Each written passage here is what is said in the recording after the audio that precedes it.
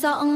ថ្មីបដូរម៉ូដស្លៀកពាក់ខោឲ្យចម្រុងពណ៌ស្រង់ឆាយឆាយកញ្ចក់ឆ្លុះឃើញមនុស្សម្នាក់ដែលរឹងមាំជាងមុនបោះចោលរឿងសៅហ្មងក្នុងធុងសម្រាមឆ្នាំចាស់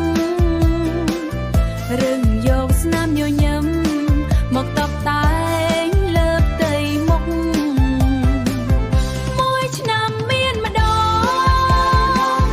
រំទៅកុំចាឆ្នាំថ្មីសប្បាយចង់ថ្មីសប្បាយចង់ខ្មែរម៉ែអើយកុំបន្តកុំស្ដីកុំរអ៊ូដាក់កូនស្ដាប់កូនសិនម៉ែមួយមានតែម្ដងទេទុកឲ្យកូនសប្បាយចុះបេះដូងកូនកងពងលោតតាមចង្វាក់ស្គរដៃចង់រំឲ្យអស់ដៃអស់ជើងក្នុងវងរមីវងបោះអង្គុញញើចោលឈូងទាញព្រាត់ឲ្យអស់កំឡាំងយើងលេងល្បែងតង់យើងលេងល្បែងនេះជាអត្តសញ្ញាណជាឈាមចុះខ្មែរយើ